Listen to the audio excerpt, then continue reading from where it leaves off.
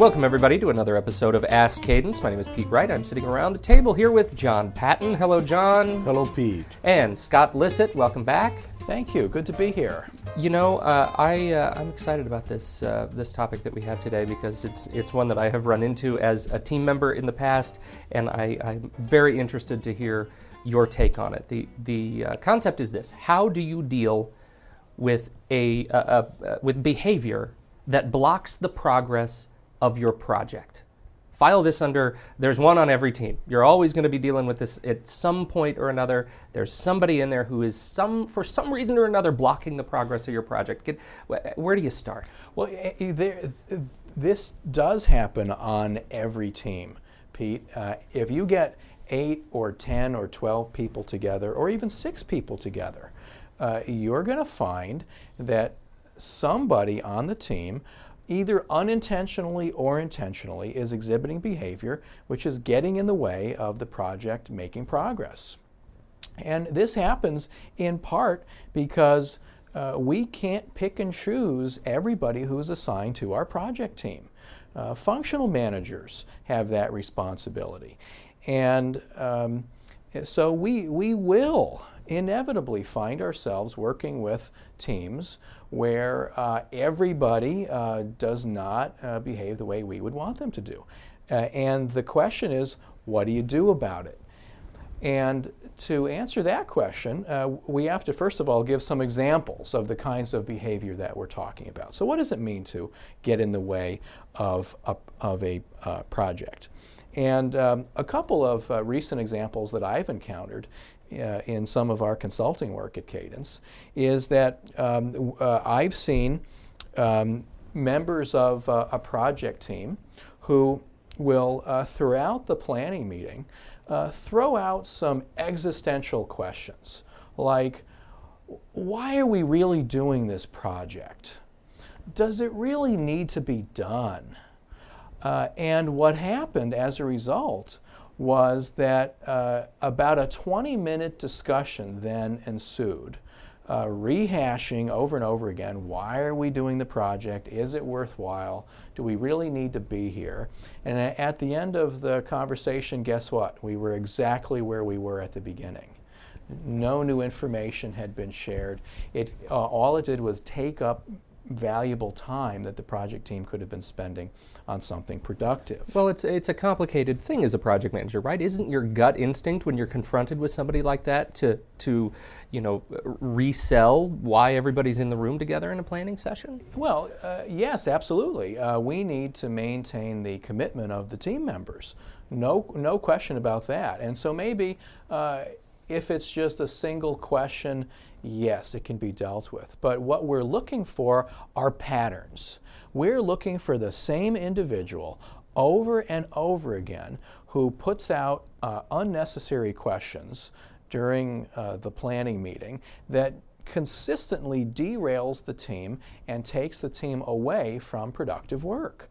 So it could be another case that I've seen where somebody voiced a concern, and then they looked around the table and they saw that it didn't get any traction. Nobody resonated with that concern.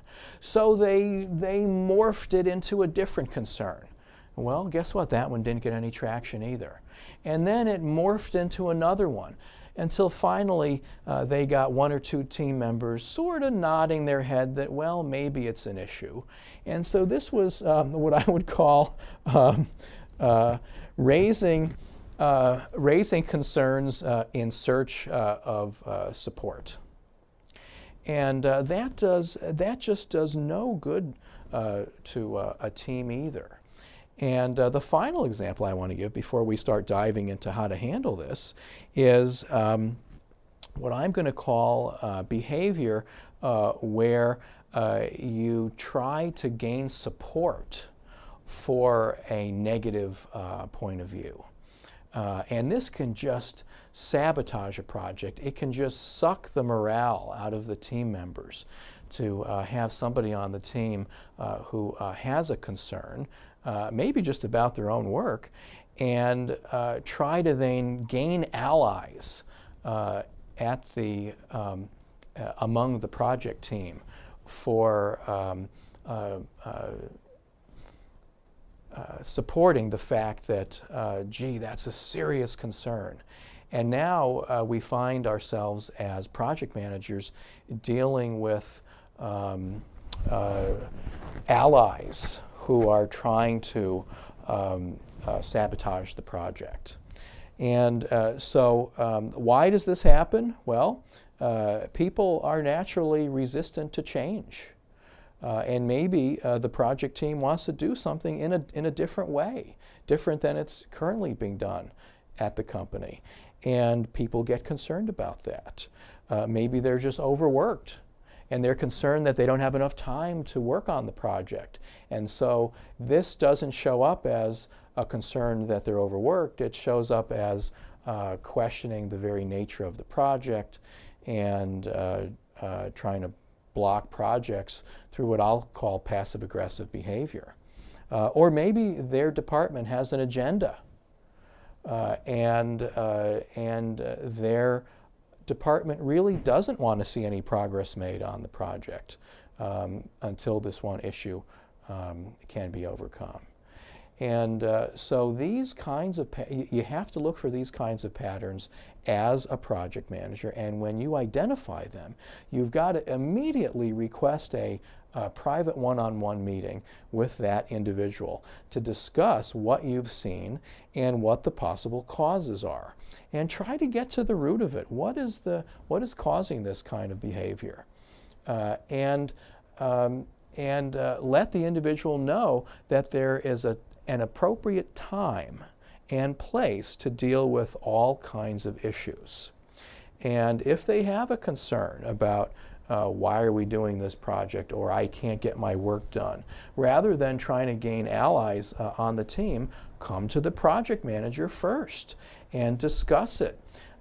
And then it can be dealt with appropriately, and maybe changes do need to be made. But the balance is, as a project manager, you have to learn to recognize when team members are making points that may be constructive to the project in the planning process, and points that may be deconstructive, and from what I'm hearing, points about issues that may be, ships that have already sailed. Is that right, John?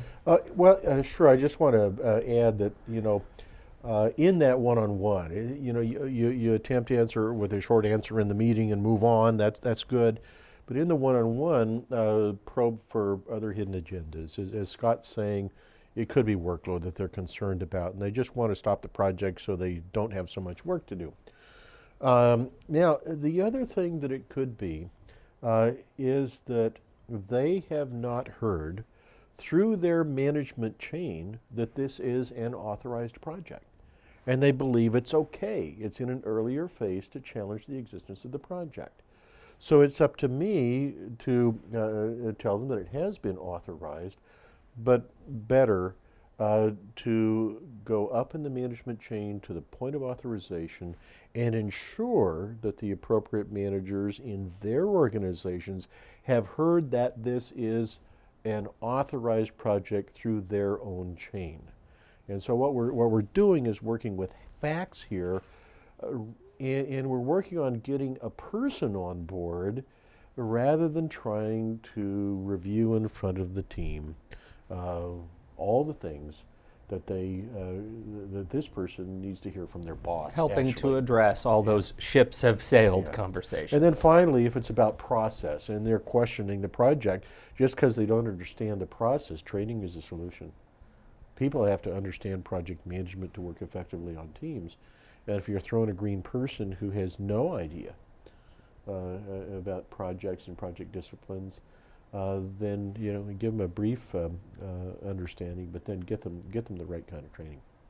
Talking about providing for the teams a common vernacular, but not just a vernacular, but a common set of tools. Yes. Like I'm assuming here that everybody on the team is up to speed, but this person isn't. Sure. They're a new hire, for example. Right. Yeah, and if they've been doing something a certain way their entire career, so say they've been doing something a certain way for 20 years, and now you're asking them to do something a different way, they may just argue and argue and argue for doing it that other way. And if you can't convince them to do it the way you want to do it, it may be time to talk to the functional manager and see if they can be replaced on the team. You know, there's some people who have moved and have a lot of years of practice will try to justify or create their niche in the organization by insisting on the previous methods. And so there really is a role there for the functional manager to say, you know, well and good, we hired you with your experience, but we do things a little differently here at our company. Interesting discussion, Jess. Thanks for sitting down and bringing this one up. I hope this has helped you get a handle on some of these difficult personalities on your own teams. On behalf of John Patton and Scott Lissit, my name is Pete Wright. We'll be back next week with another Ask Cadence.